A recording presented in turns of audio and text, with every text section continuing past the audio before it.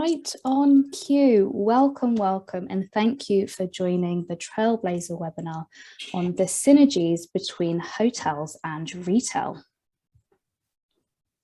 My name's Eloise Hanson. I'm the editor of Boutique Hotel News. Now, we are a B2B multimedia platform for boutique, lifestyle and luxury hotels that is published by International Hospitality Media.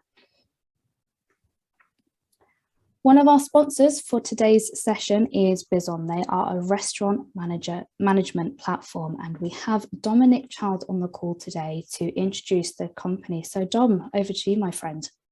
Thanks, Eloise. Yeah, so an introduction to Bizon. As Eloise said, we describe ourselves as a restaurant management platform.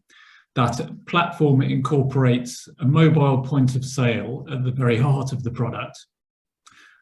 From the customer-facing perspective, we incorporate digital ordering on that same platform.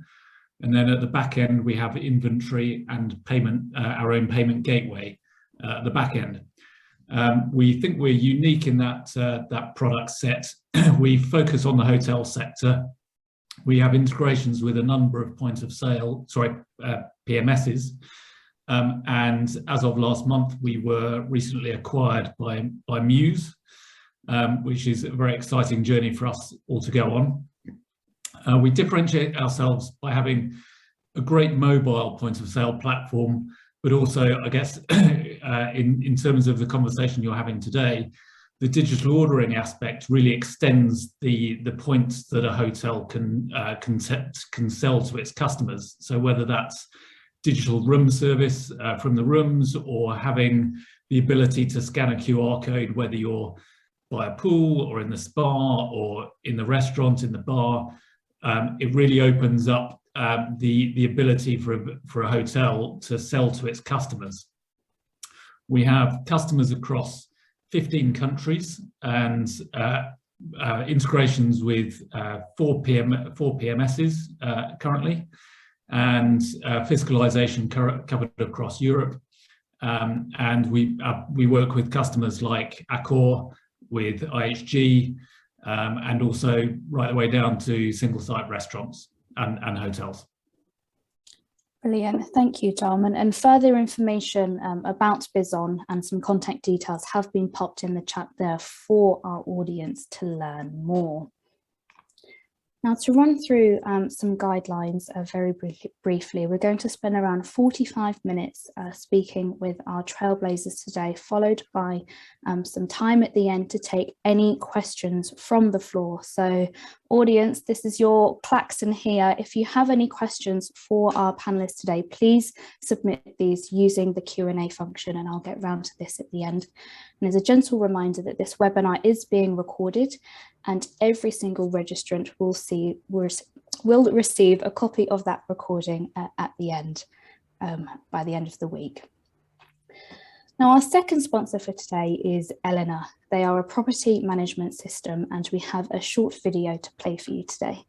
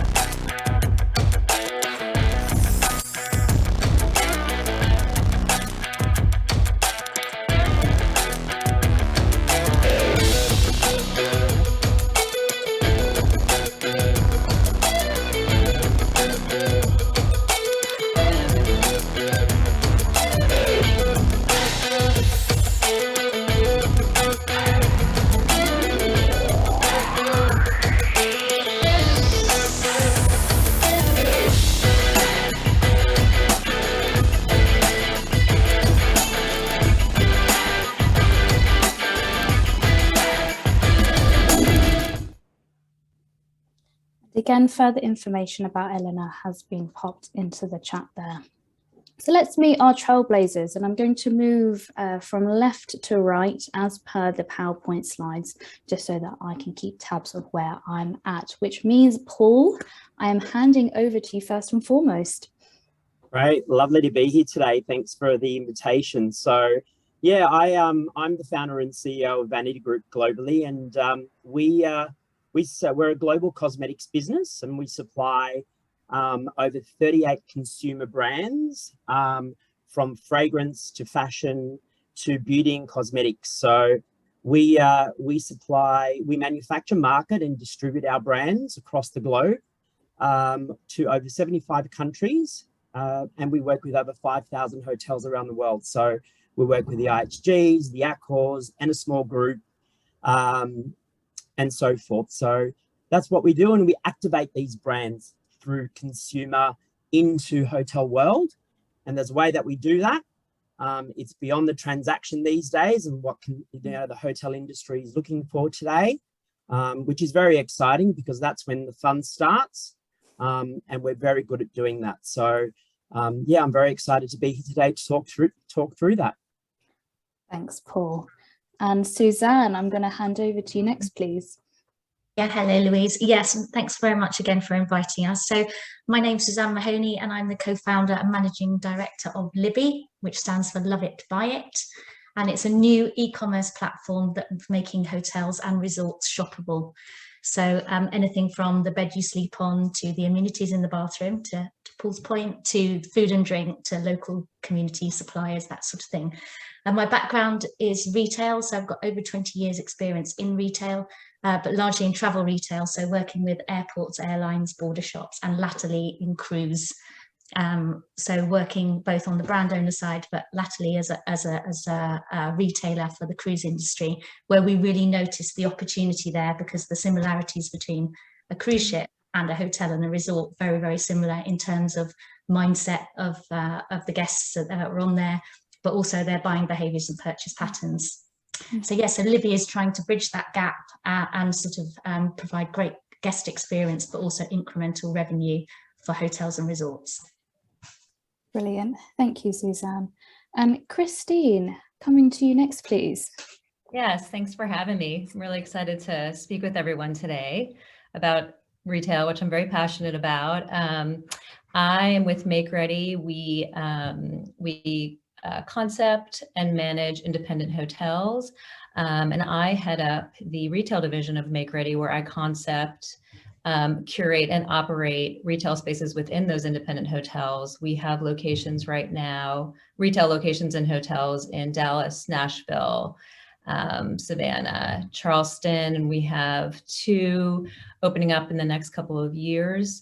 What I do is I focus on local, regional and independent makers for these spaces, really dictated by the narrative of the city, the history of the hotel.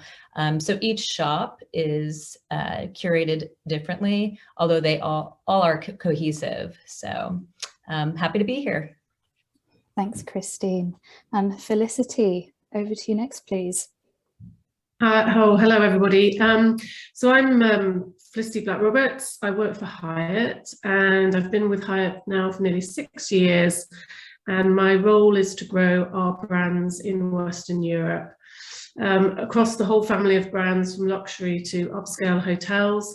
And one of the reasons why we've been so interested in this particular webinar is the kind of some of the new trends that we're seeing developing, and partnerships and alliances with retail coming into the hotel space and vice versa. So I'm looking forward to learning some new stuff today and sharing some of my experiences. Thank you, Felicity. And last but not least, Anthony, please. Hello, my name is Anthony. I'm the brand and marketing director of curation Hospitality. I have some other titles like Chief Storyteller Officer or Fashion Police. And we are a boutique hotel operator, actually not a boutique hotel, but a mixed-use hospitality operator. We have hotel brands, 5-star and 4-star, and Our specialty is to have mixed-use project integrating hotel rooms, serviced apartments, co-working space, serviced offices, retail, as well as food and beverage. Sometimes we operate our own food and beverage. Sometimes we call local players. And our focus is to have an immersive experience for our guests, focus on community build. So basically, it's bringing the neighborhood inside the hotel and for our guests to experience the neighborhoods. Mm-hmm. Thanks, Anthony. Now, before we get started into the main conversation today, if you haven't joined one of my webinars before, you'll know that I always like to just highlight some stories that we've published across the international hospitality media portfolio. Now, to give you an idea of how retail is merging with other asset classes aside from hotels, the parent company of Saks Fifth Avenue department stores has teamed up with WeWork to launch co-working areas within the stores. And according to the Saks Works website, which is now what the company is called, they're soon to launch in 4 locations. But to bring it back to hotels, we have an outdoor sports retailer called Evo, which has acquired its first lodge in British Columbia. We've seen pop-up themed hotels such as KFC, which opened a pop-up hotel in London last summer. And most recently, as Suzanne kindly introduced earlier, we've seen a new e-commerce platform launch, which allows guests to buy items that they encounter throughout the hotel and get these delivered to their home address. Now, on the next slide, Glimpse, which is a product placement network for brands to showcase their products in short-term rental units, has just secured $6.2 million in seed funding. And we've also seen some other fashion brands entering the hotel space directly. We've seen Armani signing its 3rd global hotel in Saudi Arabia, and Hyatt has actually is working with Anta Group, and Anta Group owns and manages the Fila sports brand in China, to bring the first ever Fila branded hotel to life. Now, I want to end this context with a few nods to these graphs here on the right hand side of your screen, because according to Travelport, which are a travel retail marketplace, travelers visit on average 38 websites before booking a trip. Now, when ranking the online digital experience, the clothing industry is held to be the most innovative industry. And this was taken from a survey of around 2,000 people globally. Interestingly, 64% of people said that they would sacrifice buying new clothes for at least 6 months if it meant that they could travel in 2022. 71% said that they would sacrifice going to a concert for at least 6 months if it means that they could travel in 2022. So these stats here are really to give you a flavour of how attitudes towards shopping and buying behaviours are shifting, which brings me very nicely onto my first question today. And I am kicking off with a question to Christine, please. You mentioned that you at Makeready have owned and operate a few retail outlets in the States. So how are shopping and buying behaviours changing, and what do you think customers now value? Well, people are shopping more. So more than ever, our sales are very, very high, which is fantastic. I think what I'm finding is not so much in the curation, but people just want to come into a store and they want to touch things. They don't want to shop online anymore. So we're just really seeing people valuing shopping in person. And there's been so much more conversation with our team on, who work in the shops. I'm lucky I get an email every day about like, what conversations have you had? And people are just so grateful and thankful to be shopping in person. So it's really been just the buying habits have been just buying more. Also, what's become more important is really, the independent maker, the independent designer, where people are, I think, are a little, with the supply chain, people are really thinking about where everything is made. because it's affecting them personally now. And so they really want to know the story behind the maker, the designer, or where it's made, and why did they start doing that. And so I find that although our mission has always been the small maker, the independent designer, it's more important now. So I find myself even seeking out more independent designers that, you know, maybe I haven't bought from before. Mm-hmm. Suzanne, I know, I think LiBi on the platform allows you to tell, give brands an opportunity to tell their story of where they've, you know, essentially the context and the background story. So how do you think buying behaviours are changing? Yeah, I think that's absolutely, I think what you said, absolutely right, Christine. We're noticing that as well, that people do want to know more about the product and the story behind it. There's a lot more conscious consumerism. So people are really spending a little bit, perhaps spending a little bit more on something they believe in. So that's what we're seeing happening there, definitely.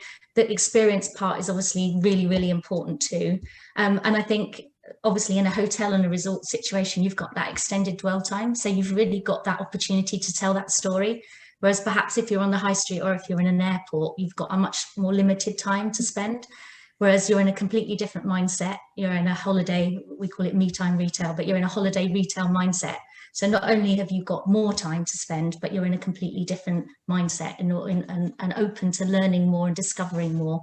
So yeah, the LiBi platform helps you do that, exactly that. You can find out more about the maker, watch videos, find out, you know, even visit the distillery or the winery or wherever, or the pottery, wherever it is that is, you can actually feel like you're part of that maker experience. And Christine, has your strategy as a curator shifted as you're seeing new trends emerge in terms of buying patterns? And if so, what are you exploring, any new concepts as such?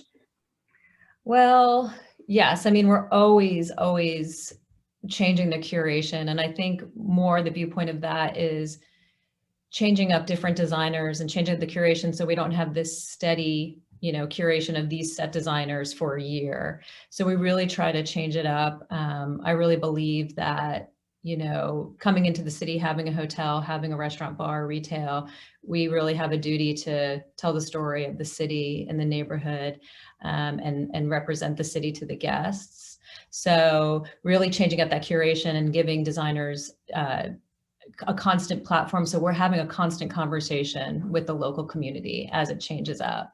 And so really our strategy is always like, what are the new local goods? Who can we partner with to have, you know, to really, I call it keep the money in the city, to be investing in the designers locally and regionally. So I'm constantly, my strategy is constantly finding new local designers to partner with and making sure that I'm cycling that out. You know, giving everybody an opportunity and a platform to have a voice, you know, in a hotel in their city. Mm-hmm.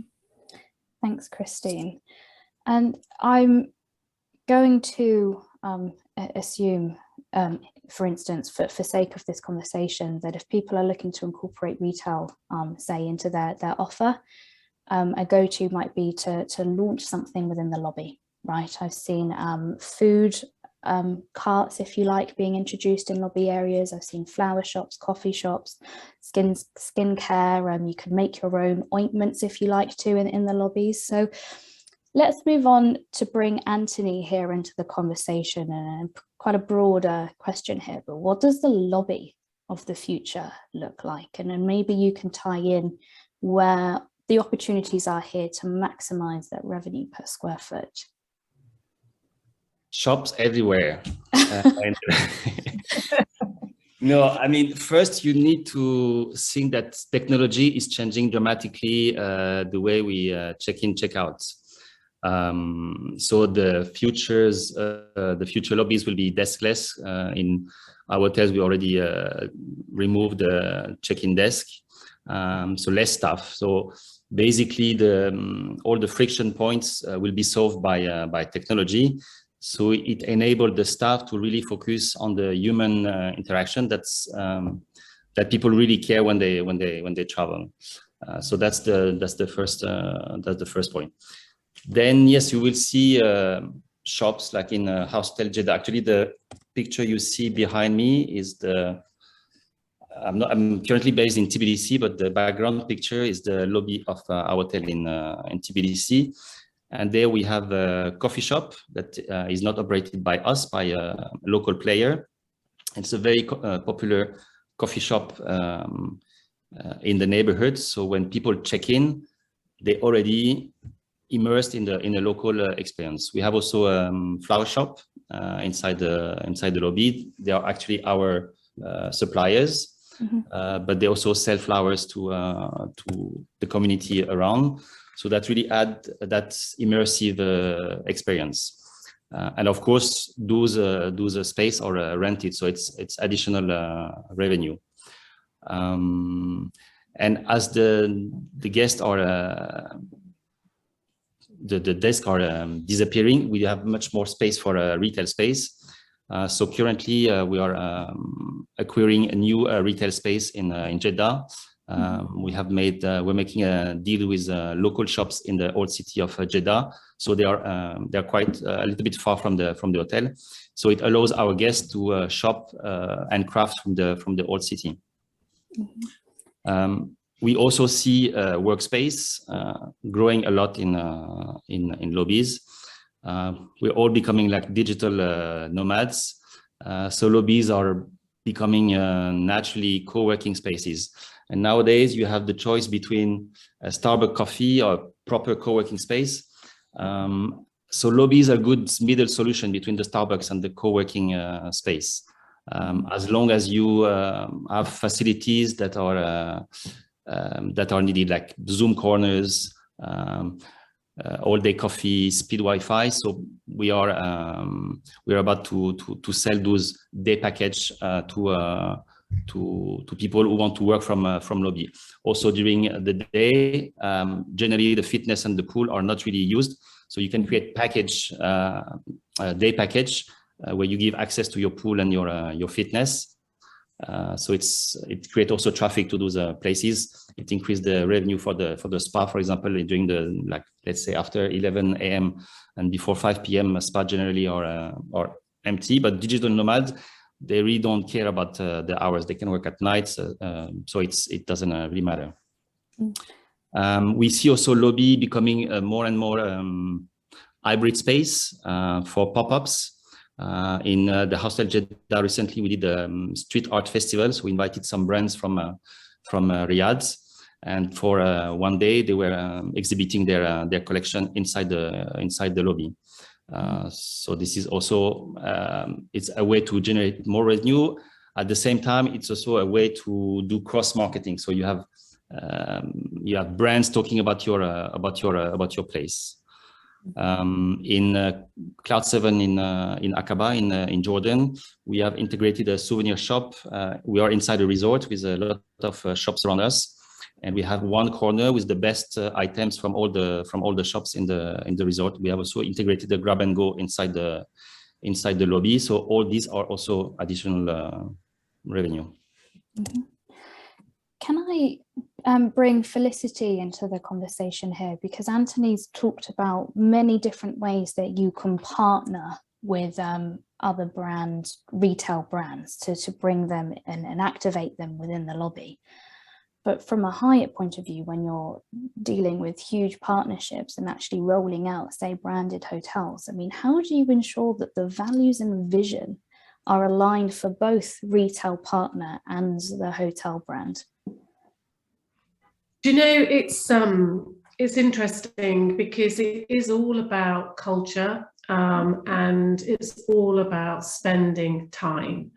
And one of the things that I've noticed, even in the last 4 or 5 years, is the amount of time we now spend with our franchisees and owners when we're talking about management contracts and franchises is much, much longer than it ever used to be. And I think it's becoming much more important for people to really see the people that they're doing business with, and to make sure that the values of their businesses are aligned, and that these arrangements, management contracts and franchise agreements, which are long-term in their nature, are going to be the right marriage, and that the wedding is not the final moment.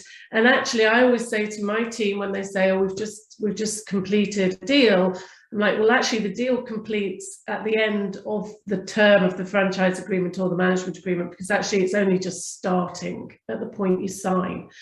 And I think that's something that we take quite seriously, because we invest a lot in our brands and we respect that others invest a lot in their brands. And so, you know, if you're going to partner, for instance, like the Hello Kitty Hotel, the Fila partnership, then you've really got to smell each other pretty well first to work out that that's going to be something that's successful, because you're putting a lot of brand integrity on the line. What I'm seeing now, though, is there's just a whole depth to this, which we hadn't seen previously.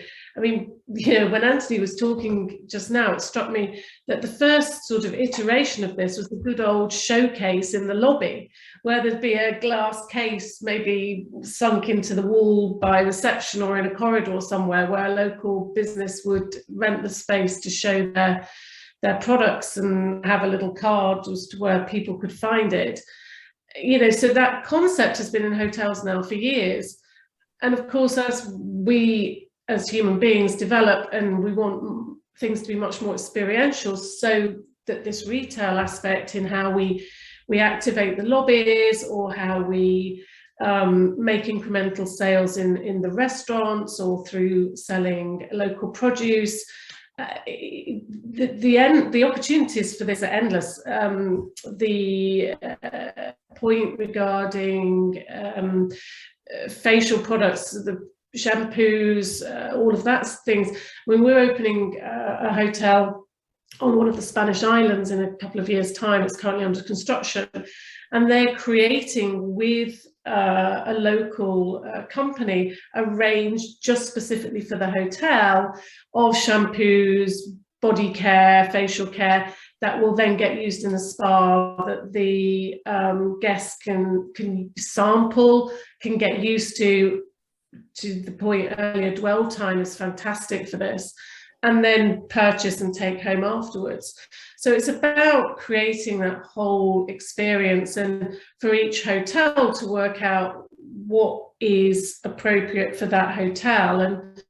And I think also what we are now seeing, and it's something that's been evolving over a long period of time, I think the pandemic has helped it accelerate, is that bringing the local community into hotels as well. So to Anthony's point, that coffee shop experience, the florist experience, so the hotel becomes much more of a part of its community, rather than a sort of faceless facade that people hurry past because it's not very interesting.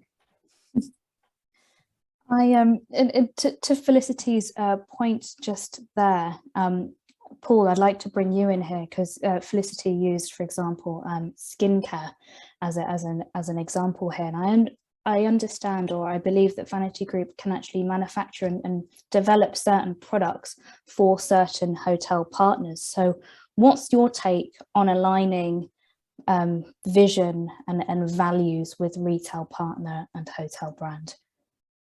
Yeah, sure. Look, I think it's an interesting space, actually. So what we, I mean, the first and foremost thing that we do is actually evaluate the guest demographic. I mean, every brand in consumer world has a different demographic in its own right. So making sure that alignment is a good marriage is important. So, you know, picking the right brand that's going to speak to that guest that's staying in that particular hotel is very, very important. So we often do a deep dive into the consumer brand and making sure that, you know, that brand will actually work within that hotel or that environment, particularly in room environment where you've got that time to sort of unwind and enjoy the products and really, you know, sort of delve into the brand itself. And I think, you know, the journey of discovery today is amazing. I mean, you can get on a phone today and you can look up a brand that you might not necessarily have known before. So, you know, niche brands are very much trending today. You know, people are looking for that smaller player that's, you know, founder brands that are telling a story that is unique and different. And so we're finding that is a huge trend. And, you know, gone are the days of transactional relationships. A lot of our brand partners, you know, in their own rights are very powerful. They've got a huge social following. They themselves have a loyal customer base. They've got a huge EDM database. So our job is to make sure that we activate the brand beyond the shampoo bottle. Because, you know, I often say to our partners around the world, anyone can sell you a shampoo bottle, but that's the transaction. The fun starts beyond the transaction. And how do we really integrate the brand, bring it to life, and create this value add that I call, you know, how do we create rooms revenue through this brand partner that might have 100,000 followers on its social media platform? How do we all of a sudden bring that database into that hotel world to make, you know, to bring that hotel to a new audience? You know, we recently did a campaign in Singapore where we, you know, created a marketing campaign, a package with the brand that was skincare led. And we generated over 6 weeks, $250,000 in rooms revenue that they would have never have thought could have existed. But, you know, it's about this value add proposition. And so, you know, for us, that's very important. You know, the brand tone of voice, does it speak to the guest that's staying in that particular hotel? Where can I buy the product? Is it going to be sold in the spa of the hotel? So does that particular hotel have a spa, a retail point of sale where people can easily access the product? Because I've tried it in the guest room. Where can I buy it? Is it in the lobby? Is it in the spa area, and so forth? So, you know, it's a sampling program, and that's why, you know, these brands all do it, and it's very powerful. So bringing that to life is very exciting and something that we really focus on. For me, the transaction is, you know, one part. Yes, we need to tick the price box. We need to make sure that it can be supplied on time. But then what do we do beyond the transaction? And I think this is where we're really creating a lot of noise. A lot of hotels are very excited about that because they see the value that a lot of these brands do bring. Yeah, it's something that is very much trending today. So, you know, gone are the days of your old-fashioned transactional, boring business relationships. People are looking for more than that today. And, you know, when we bring a brand to the table, we don't catalog 38 brands and let the hotel pick what they want. You know, my brand marketing team sits together, understands the hotel, the profile, the guest, average daily room rate. Is it $100 or is it $400? I don't know. And that's something that we need to understand before we go and we present an option that is going to be best for that particular hotel. So making the decision really easy is very important. And then bolt on this extra fun stuff that really activates and really excites the hotelier. So, you know, we do a lot of fun stuff around that, and really it's what's trending today. So that's what I find really exciting. I think authenticity is also very important. People are looking for brands that are authentic. You know, I come across brands in hotels and I meet GMs and VPs that go, oh, we use this brand and it's fabulous and it's consumer retail. And then I look at it and I go, you've got to be joking. I mean, you know, is it really consumer retail? Who told you that? And they go, oh, the supplier. And I go, let's have a look. Let's have a look. Is it really? And what, does it have a social following? Does it have an Instagram page? Is there engagement? Is there ambassadors behind the brand? Where can you buy it? Does it have a website? Is there a value behind the actual shampoo bottle? Can you actually purchase it for $30, $40, $50? Is it in a department store? And often I will get, actually, I didn't check that. And then they realize after a year or two that it's probably not a true consumer brand. So we find that our job is to really educate about what's true and what's not.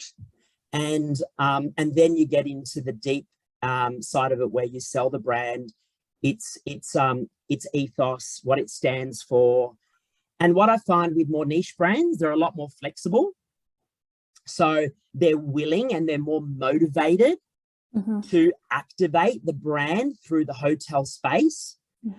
I often find though the larger brands are always great, but at the same time, there's a little bit more red tape when it comes around, you know, making sure that we can bring it to life. And so, yeah, I'm finding these niche fragrance, you know, skincare, interesting brands that are founder-led, that have got a really interesting story to tell.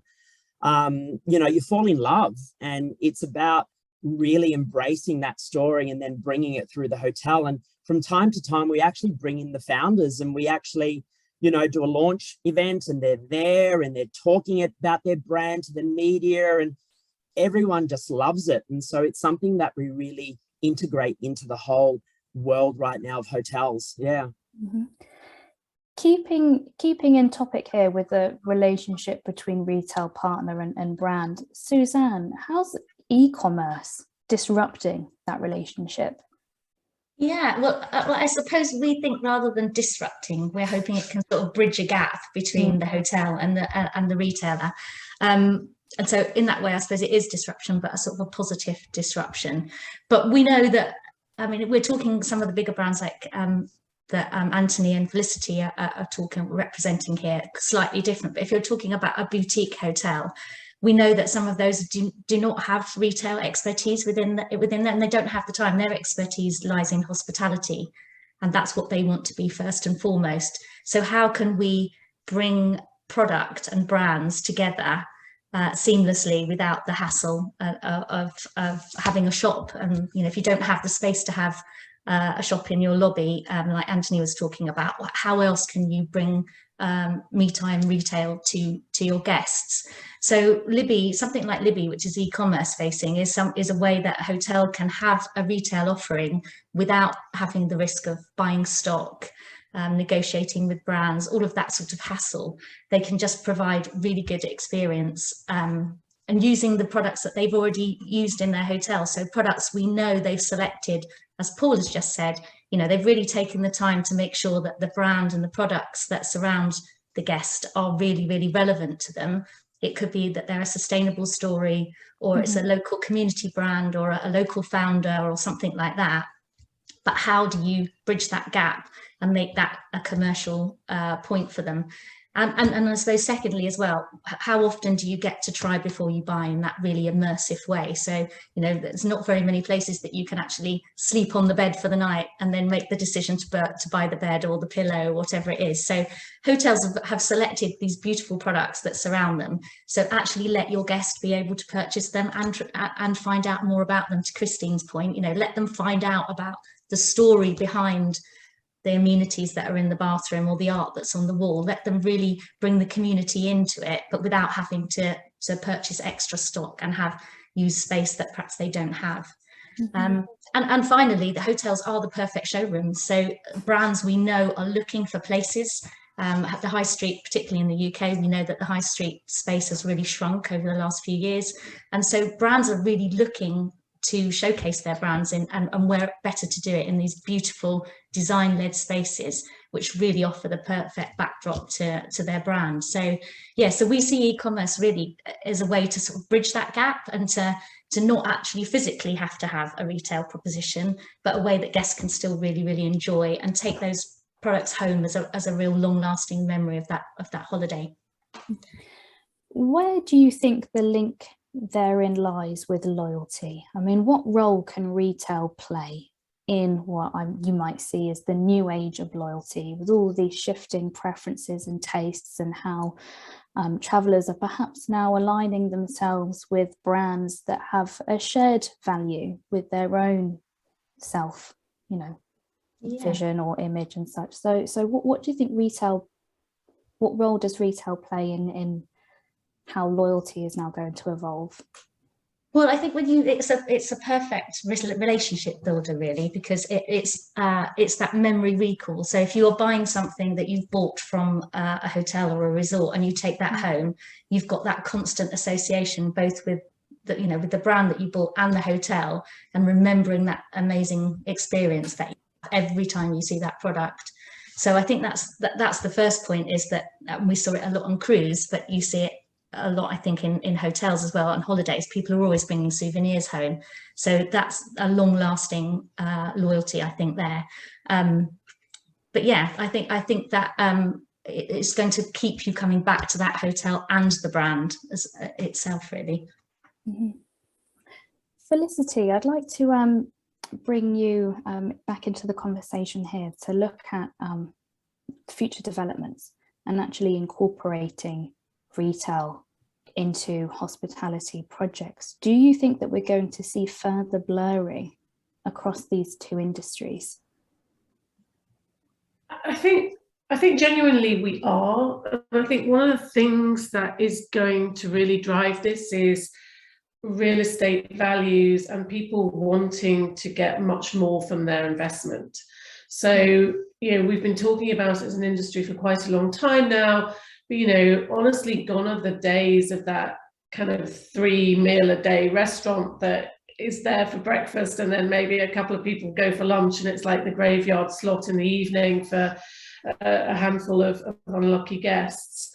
And so we've seen pressure, and as a brand, we've now embraced this to create much more dynamic restaurants, or to allow a local restaurateur or the famous chef, whatever it might be, emerging chefs, to take that space. And I think as we've seen that in the restaurant of the hotel, then why aren't we going to see it in other areas of the hotel?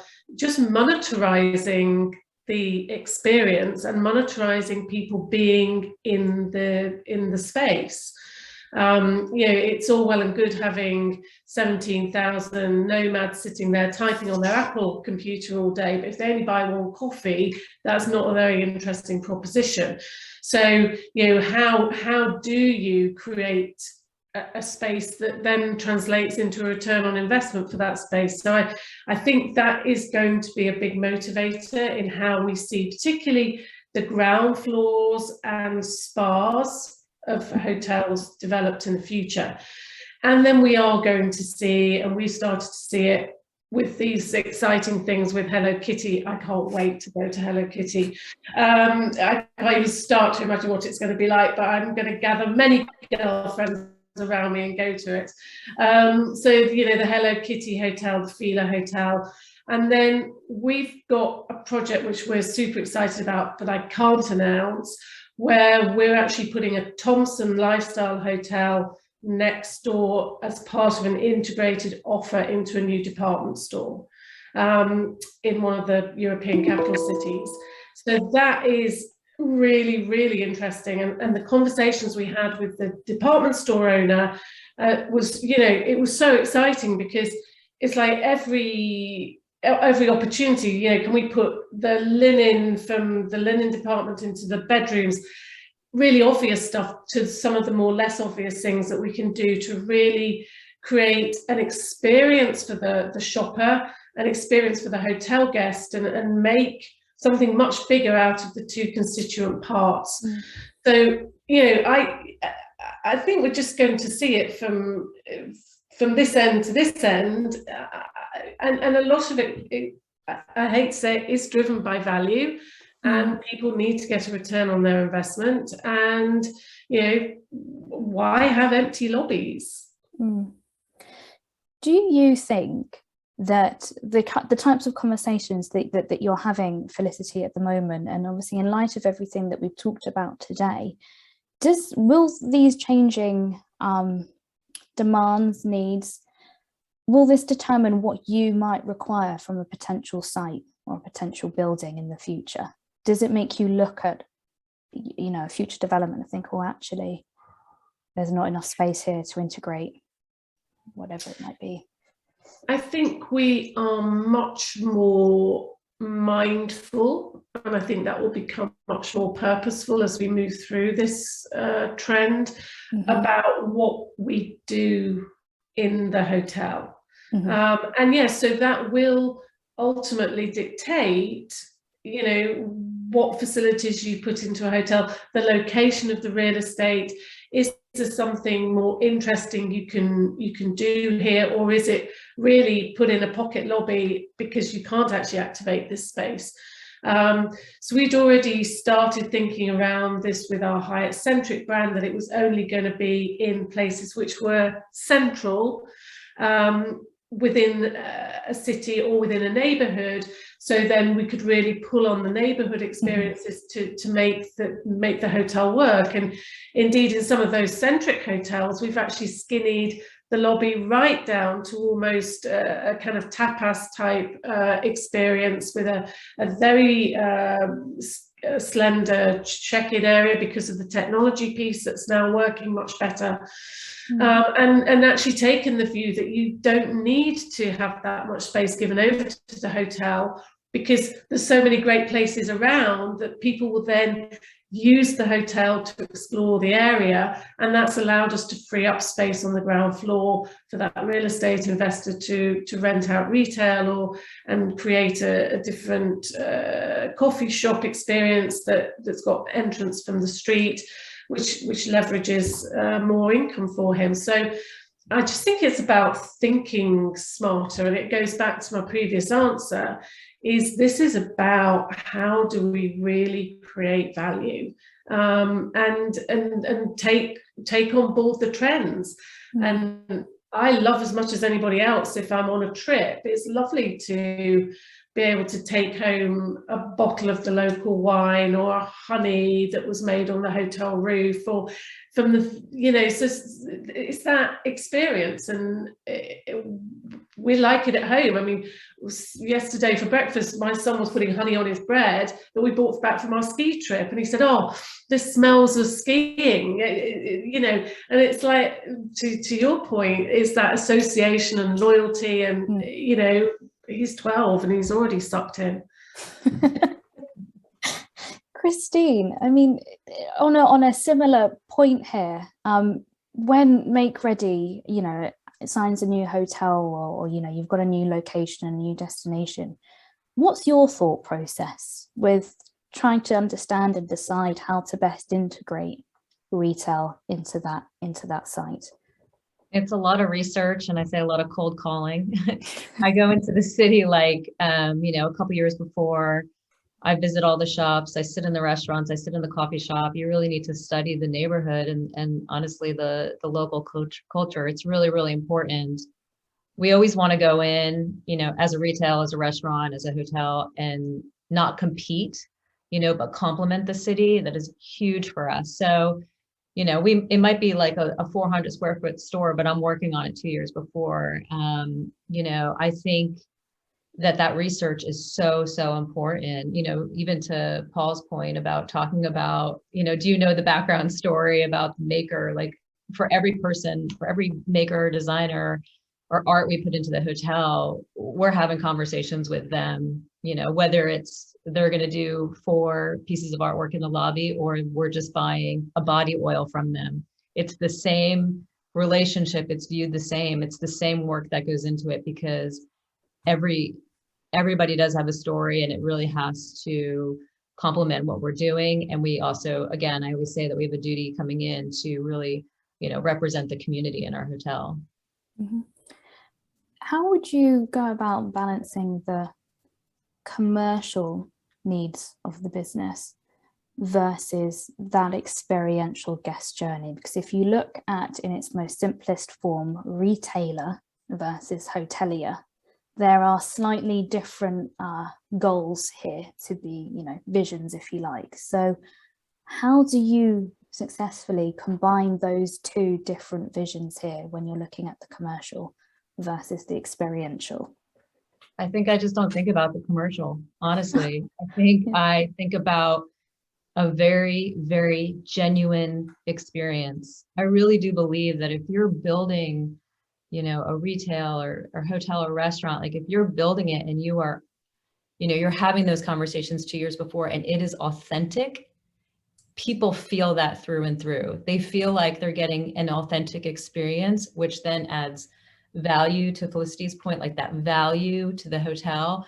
And I just think people are so smart, they're so educated, that when they're coming into your hotel or retail, they've already done all the research, right? They already kind of know what they're going to get. But what we do with retail is that we completely surprise and delight them, because they come in and they're like, this is such a different gift shop, which gift shop to me is kind of a dirty word, because I feel like it, you know, you start imagining something that's very different from what we do.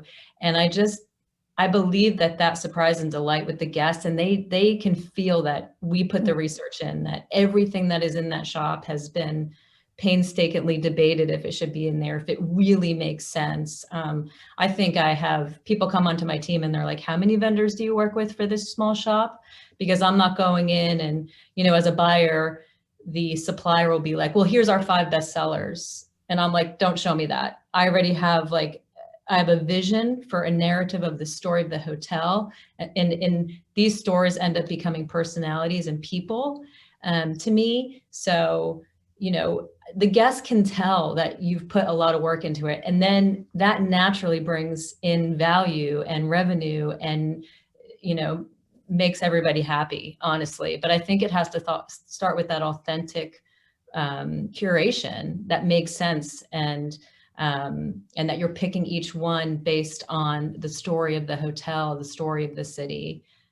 So I really think that starts first, and then that naturally comes if you're doing it right. Mm-hmm. Suzanne, can I bring you in here to ask how you think digitization can help to connect those commercial and the experiential needs here? Yeah, I think there's a very big need. It needs to be easy and it needs to be convenient and simple and all of those things. But I think if you've got a storytelling platform, so back to Christine's point, if the product has been already selected by the hotelier or the gift shop or whatever it is, an e-commerce platform can help tell that story. And so it's the functionalities obviously has to be important, but then it's the storytelling behind it. So are you able to deliver that story over in that digital platform? So are you able to show them the founder, tell the founder's story, show them the place that the things were made, show them the vineyard or the distillery or all of those things, and really deliver experience through that storytelling platform, as well as it just being, obviously it has to be commercial. And, you know, something with LiBi, you know, the hotel is still making commission on everything they sell, but it's things they've already chosen and they've already selected for that hotel in the first place. And to Christine's point, lots of the smaller hoteliers have picked their product for a really good reason, and they've taken a lot of time to decide. And to Paul's point, you know, is that product right for our bathrooms and our showers, or is that food or that cheese from that local cheesemaker has been chosen for a very good reason? So the experiential piece comes in from the try before you buy. So you've seen it, you've tried it, but then also what's the backstory? And I think that digital can deliver that in a sort of combination of physical and digital. Thank you. Thanks, Suzanne. Paul, let's bring you back in here. I mean, we've just, it's been alluded to thus far about how hotels go to great lengths to decide which amenities and retail it is offered on site. But from your point of view, from looking at it from a concept development point of view too, how can hoteliers best maximize their value proposition through the amenities and retail that they decide to offer? Well, I think it's very important making sure that we keep up with trends as well. So, you know, putting forward brands that today people look for. So I think gone are the days of, you know, that old school, if you want to call it, you know, brand that maybe my grandmother used in 1975. I mean, today people are looking for progressive brands, people that, you know, and certainly a huge influence today, what we're finding is 3 categories. You know, hair care salon brands seem to be very, very popular. And then the upside of that is if a hotel has a salon within their own hotel, you know, that particular brand becomes the stockist brand of that particular salon. So that's one thing that we're finding. Another thing is beauty and wellness. So the wellness category is a huge, you know, big part of what hotels and certainly what we're driving. And fragrance is also an interesting one as well, because fragrance is, is very emotional, and people get connected to a fragrance because, to the other speaker's point, you can go home and you can take that bottle of particular product that you tried, and you smell the product again, and it reminds you when you're in the Caribbean or where you stayed. So I think that is an important part of the process, and making sure that you bring that to life within that environment, creating packages, marketing activities, campaigns that bring in the brand, and you can then create that room's revenue that everyone is looking for. Our job, and what I often say to our clients around the world, is not just to sell you a shampoo bottle, but is to really ultimately, how do we put bums in beds? I call it, how do we create value by, getting your hotel busier than what it is today? If you're running at a 60% occupancy, well, how can we help you as a partner to drive that from 60 to 70 or 80%? And one way that we do that is by bringing in a motivated brand that is going to drive that room's revenue.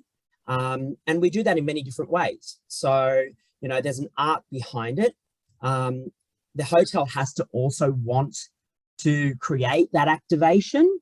But, when you're looking at dollars and cents, everyone gets very excited because we're in business to make money, and ultimately we bring in these brand partners to drive that. So, I think, the value add is absolutely critical. And I think what Felicity said as well is, keeping up with trends, following trends. What is trending today? What skincare brands are trending today? And also something that is, relevant for the next few years as well, because things change so quickly. So making sure that what's selected today is also going to be trending in maybe 3 or 4 years. So all that evaluation is absolutely critical. And I find, we come from a place of education and training. I think that's very important, is about educating the hotelier about true consumer retail. And that's why when we, go down the path of recruitment within my organization, we always ensure that we bring in people that come from consumer world, because they understand the consumer, the journey, and making sure that we, educate those clients, particularly these maybe hotels that have never sort of come across a particular brand before. Well, how is it going to value add and truly value add? So, I see hotels and it's like a mini department store, really. They've got, you walk in there and it's a discovery of everything: coffee, restaurant, food, fragrance, and everything that you touch within a hotel. I walked into Selfridges and I discover new brands, and I get excited by that. And that's why people walk into Selfridges, because they like to find new things. So why not do that within a hotel environment? And one important thing that I find as well is about, it's about educating the people within the hotel as well to talk through the brand. It's one thing that happened to me a long time ago. Was I was checking out of a hotel and I asked the reception staff, it was a particular product, and I was like, wow, this particular shampoo is amazing. Where can I buy it? And they were just bamboozled. They had no idea what I was talking about. And that for me, is a big no-no, because that's telling me that everyone within the hotel didn't even know what brand and why it was picked. So, we bring not only the GM on board, but there's a whole journey of bringing the entire team that works within that hotel on the journey, because they all become brand ambassadors. They need to love and fall in love with the products and the brand and what you guys do. And for me, that also creates retention. A big part of what we're all experiencing, whether you're in hotel or within my own business, is, keeping staff, making sure that they stay, and how do you keep them motivated? So one thing is, well, you've got this fabulous, beauty skincare brand. Well, how can we value add that within our own team? How do we provide discounts within the team that work within the hotel? So, HR love it, because then it's another little tick that they put across, in that list that says, work here, and not only do we give you a great uniform, we're going to give you discounts to skincare products. we're going to give you, free room nights or whatever it is. So there is so much more to it than just that boring transaction that was very probably relevant 20 years ago, where the industry is moving today. Thanks, Paul. I have one final question that I would like to ask Anthony, because I think it's a big question, and we've recently held an event in Paris called Recharge, and it was noted in an investor perspective session that certain investors and groups are exploring what they call hospitality-driven living. So it is looking at blurring the residential components of our lifestyle with hospitality. And I think everything that we have touched on today is very much geared towards that. You're looking at bringing in the local community, partnering with brands that we either are well established or are local and independent. So with that in mind, Anthony, where do you think the opportunities are here to experiment with hospitality-driven living? With all what we talk, you can see that there are huge opportunities between hospitality and retail. E-commerce has killed a little bit, not a little bit, a lot of traffic to those shops they have big rents in the Champs-Élysées, Fifth Avenue, whatever. And in our hotels, we have the chance to have a lot of traffic, check-in, check-out constantly every day. So of course, there's a huge interest of the retail industry to blend with the hospitality experience. Actually, Cheval Blanc is doing this very well. If you stay in Cheval Blanc, you will be exposed to all the LVMH brand from morning to evening. So that's a very good example. Normally, all these luxury brands, we always talk about retail mixing with hospitality in luxury brands, but actually now it goes to more mid-scale brands. For example, Camper shoes, they have now 2 or 3 hotels, one in Berlin, one in Barcelona. So we will see more and more retail brands entering into hospitality. I think there is also the hospitality brand entering into the restaurant business. I want to give an example, Fauchon, which is a very French brand known for like a small catering company, Delicatessen. Now they enter into hospitality, and so far they're quite successful. So while hotels, they don't have, in general, they don't have successful restaurants. So it's a bit strange to see that those restaurants are that are entering now into hospitality.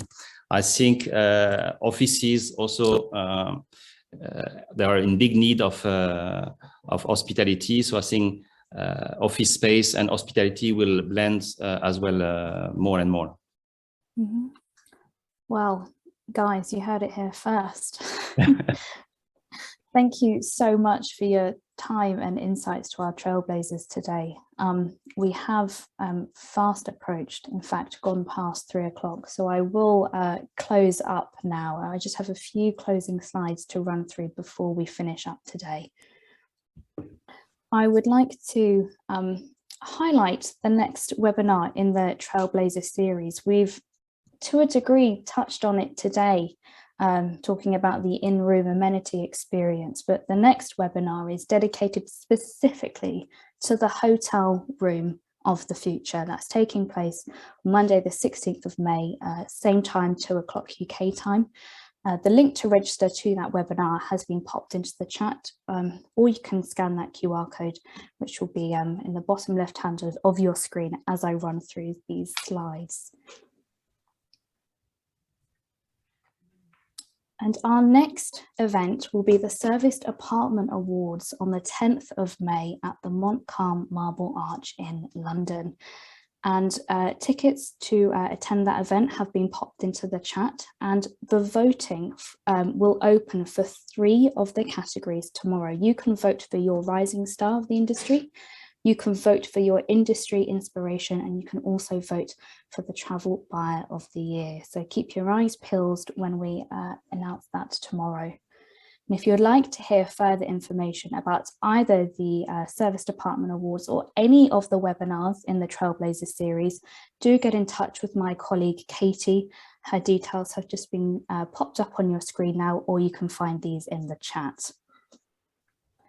And all that is left for me to do now is to say thank you. Thank you once again to our Trailblazers for your time and insights today. Thank you to our sponsors, Bizon and Eleanor, and thank you to our audience for tuning in today. We will keep the webinar open for an extra 2 minutes. That is for anyone to follow up on any of the links or any of the posts that we've popped into the chat today. However, I will be signing off, and do take care of yourselves. And until the 16th of May, I wish you all the very best. Thank you.